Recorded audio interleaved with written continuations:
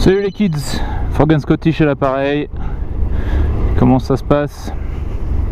Alors ici ça se passe pas mal, on est à bidet moins 15 jours de frénésie absolue avant le 29 mars qui sonnera comme la fin de quelque chose de tant attendu pour certains. Ça fait quelques jours qu'il y a eu beaucoup de votes à Westminster, donc je me suis dit que ce serait peut-être utile de vous mettre au point sur ce qui s'est décidé, etc. Tout a commencé cette semaine, je crois que c'était mardi, ouais, mardi, avec un Meaningful Vote version 2 où donc Theresa May a redemandé aux députés de voter pour son deal.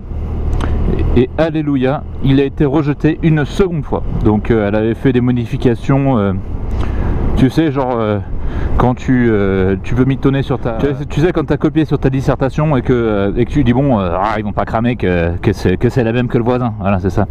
Donc elle a fait ça, donc elle a remis le même deal, et donc il a été rejeté de la même manière.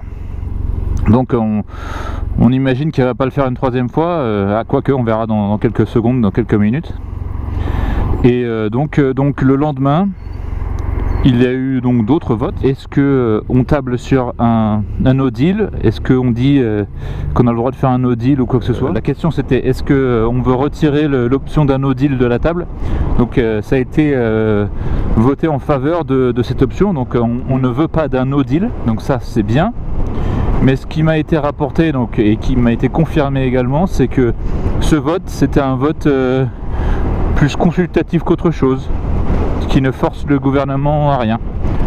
Donc voilà, donc ça c'est une chose très importante à savoir, que je sais pas comment ça se passe en France, il faudrait que je me renseigne. Ils mettent un amendement sur une loi et les mecs ils ont pas besoin de faire de loi, quoi. Ça c'est l'utilité de ce vote consultatif, c'est pour avoir l'opinion du Parlement. Ok, d'accord.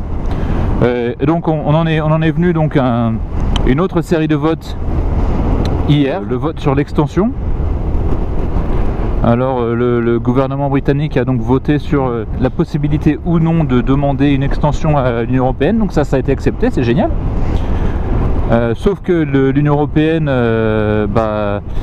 il faut que l'Union Européenne soit à l'unanimité en faveur de cela, donc tu as 27 chances que ce soit pas fait.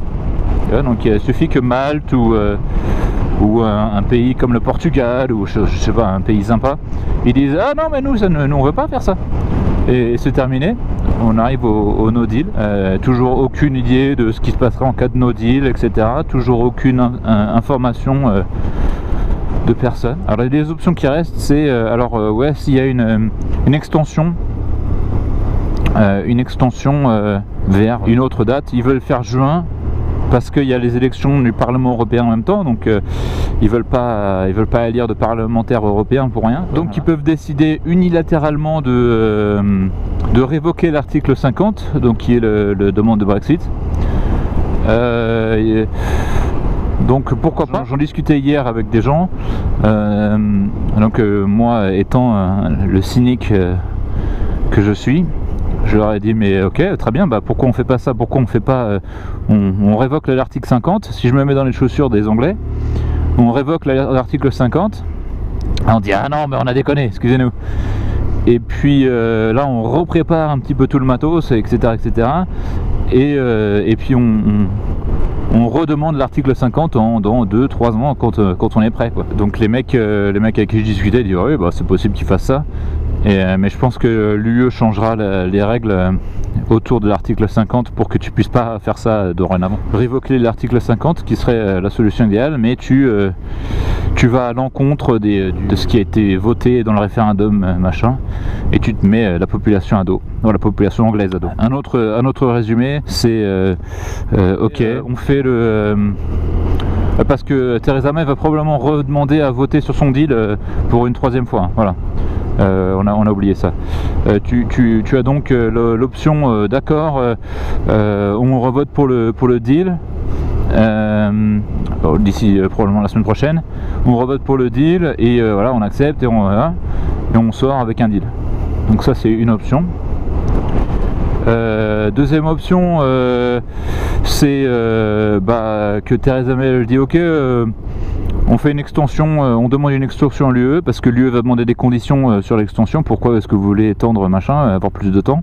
Et donc Theresa May peut dire c'est pour faire une élection, pour renommer un Premier ministre, etc., etc.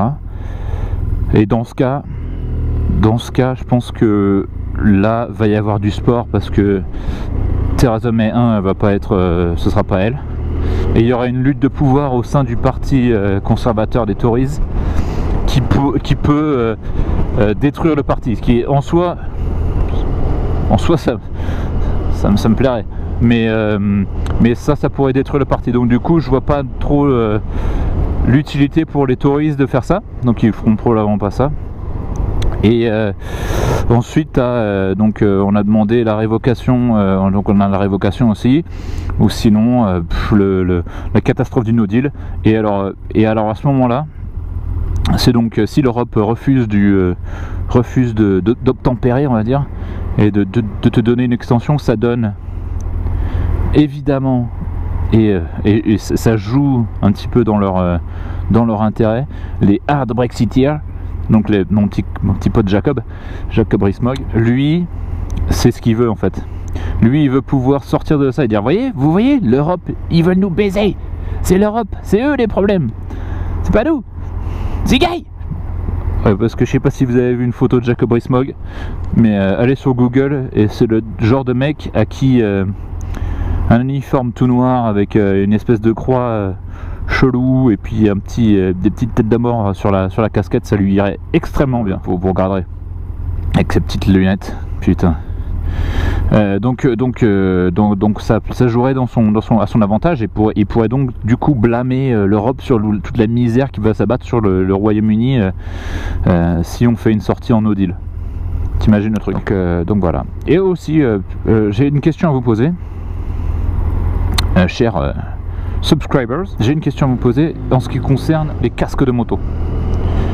Oui, parce que là malheureusement vous pouvez pas le voir, vous pouvez pas l'entendre, mais ma visière elle est cassée et c'est problématique parce que je peux pas lever ma visière et j'aime bien lever ma visière et donc je voulais savoir si vous avez rencontré des problèmes avec si vous êtes biker, vous connaissez des gens qui sont bikers, si vous avez rencontré des problèmes avec le casque Shark Squad,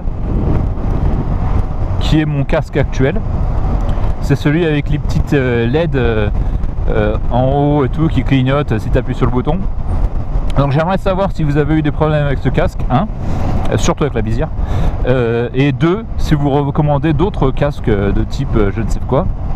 J'en ai vu qui m'intéressent, des Icon, j'ai vu un AGV qui avait l'air pas mal aussi.